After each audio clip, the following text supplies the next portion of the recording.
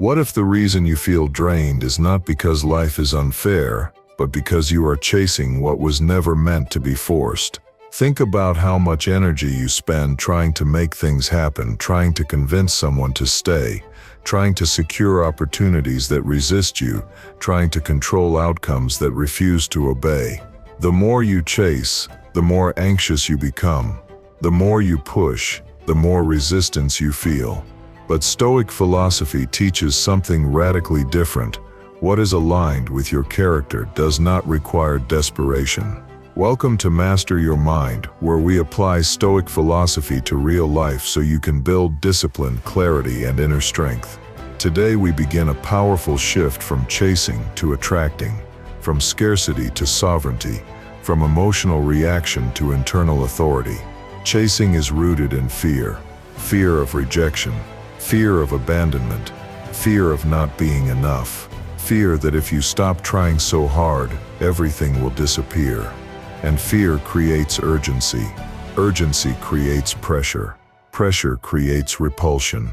When you constantly check your phone waiting for a reply, when you overinvest in people who underinvest in you, when you say yes to things that violate your standards just to avoid being left out, you are communicating scarcity. Even if you try to hide it, energy reveals it. The Stoics understood that internal instability always leaks into external behavior. Marcus Aurelius constantly reminded himself that the mind must remain sovereign, because once you surrender your emotional balance to external validation, you become dependent. And dependence is the root of chasing. Attraction, on the other hand, is rooted in stability. It is the calm confidence of someone who knows their worth does not fluctuate based on temporary approval. It is the grounded presence of someone who is building themselves regardless of who is watching. Attraction is not about manipulation. It is about alignment. When your actions align with your values, when your habits align with your long-term vision, when your standards align with your self-respect, you naturally filter out what is not meant for you. The first principle in this transformation is releasing fear. Fear distorts perception. It convinces you that you must act immediately or lose everything. It makes you cling. It makes you over-explain. It makes you tolerate situations that contradict your dignity. But Epictetus taught that we suffer more from imagination than from reality.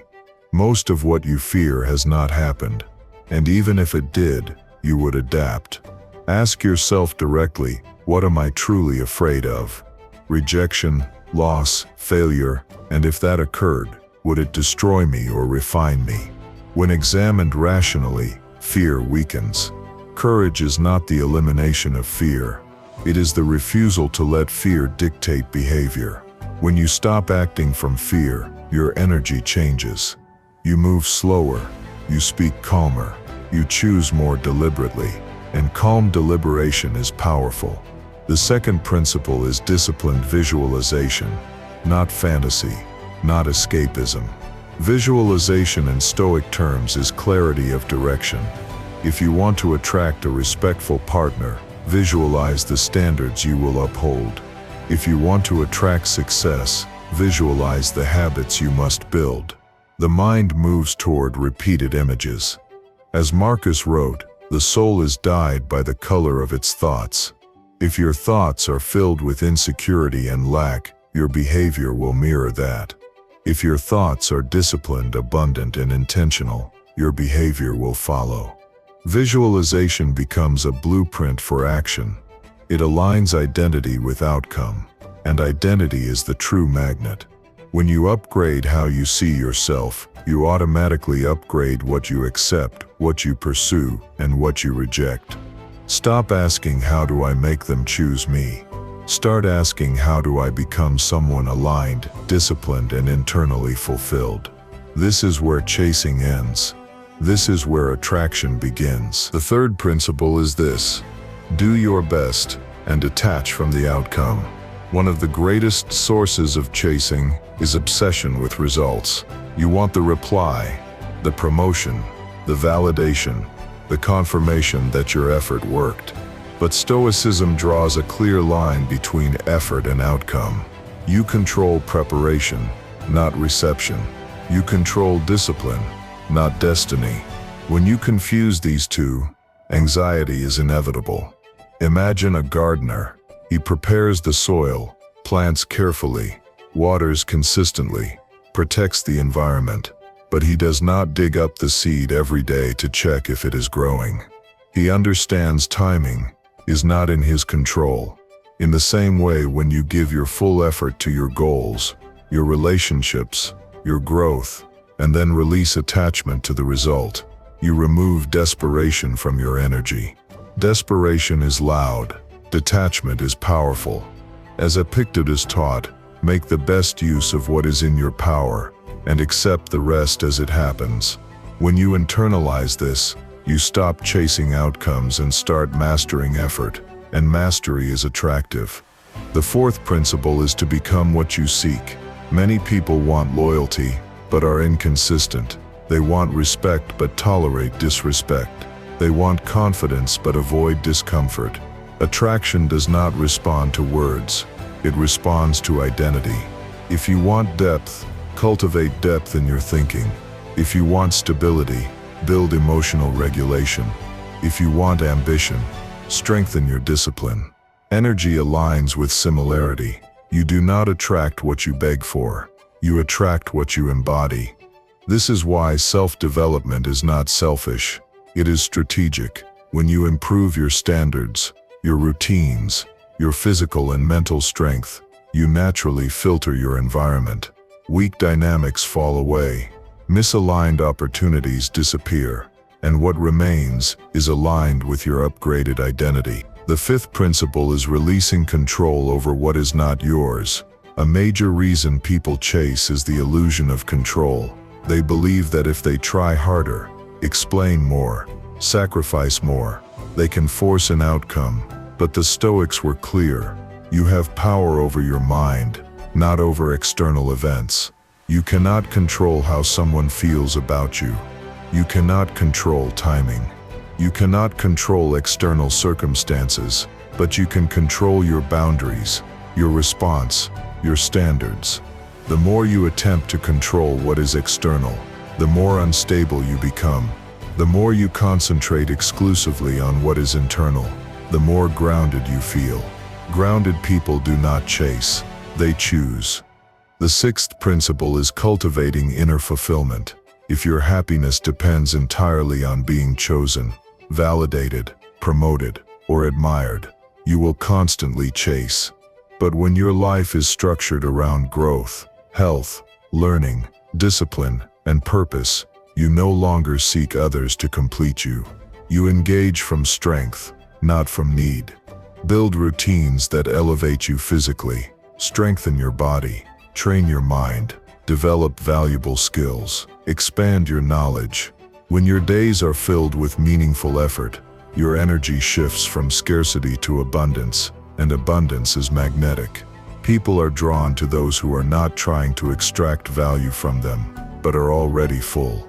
When you build a life that feels powerful in solitude, you stop fearing loss.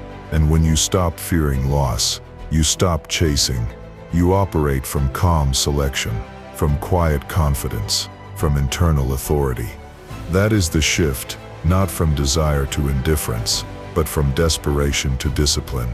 Attraction is not mystical, it is structural. It is the natural result of internal order. And internal order begins with effort, identity, boundaries, and fulfillment. The seventh principle is patience and trust in the process. In a world addicted to immediacy, patience feels like weakness, but in Stoic philosophy, patience is strength. Nothing meaningful is built overnight. Strong bodies require repetition. Deep relationships require time. Real confidence requires experience. When you demand immediate results, you operate from urgency. Urgency creates pressure. Pressure creates instability.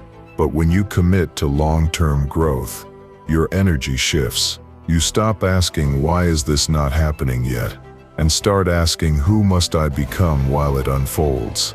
Marcus Aurelius reminded himself that no great thing is created suddenly. When you internalize this, you stop chasing quick validation and start investing in lasting character.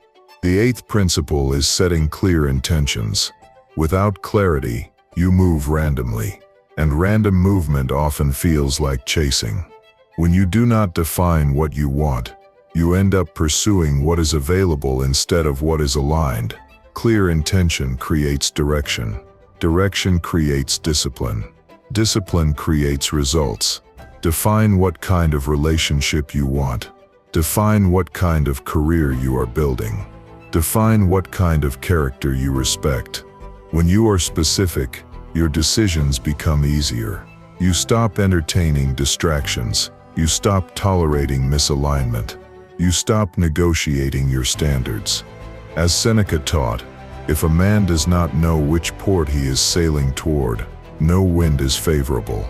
Intention is your port. The ninth principle is embracing uplifting moments. Attraction is not built only on discipline. It is reinforced by gratitude. When you constantly focus on what is missing, you reinforce scarcity. But when you consciously acknowledge progress, growth, lessons, and small victories, you condition your mind toward abundance. Gratitude stabilizes emotion. It reduces the urge to chase because you recognize that your life is already expanding. A grateful mind does not beg, it builds. The 10th principle is cultivating self-love without ego. Self-love is not arrogance. It is standards. It is refusing to accept less than what aligns with your dignity. It is knowing that your worth is intrinsic, not negotiable. When you truly internalize your value, you stop auditioning for acceptance. You stop explaining yourself excessively. You stop shrinking to fit environments that do not honor you. And this is where true magnetism forms. Because confidence rooted in self-respect is quiet but undeniable. Understand this clearly. Stopping the chase does not mean becoming passive. It means becoming selective. It means directing your energy toward growth instead of persuasion. It means strengthening your mind instead of seeking constant reassurance. Marcus Aurelius ruled an empire, but his real mastery was internal. External attraction is always a byproduct of internal order. When your thoughts are disciplined, your emotions regulated, your standards clear, and your effort consistent, what aligns with you will recognize you. If you are ready to stop chasing validation, stop chasing approval, stop chasing outcomes, and start building internal authority, emotional control, and disciplined confidence, the Master Your Mind program was built for you. Inside you will find a structured mental discipline framework designed to help you develop clarity, resilience, self-mastery, and true inner stability. This is not surface-level motivation. This is systematic transformation. Access the Master Your Mind program through the link in the description. Commit to your growth. Subscribe for more Stoic mental discipline content, and I will see you in the next video.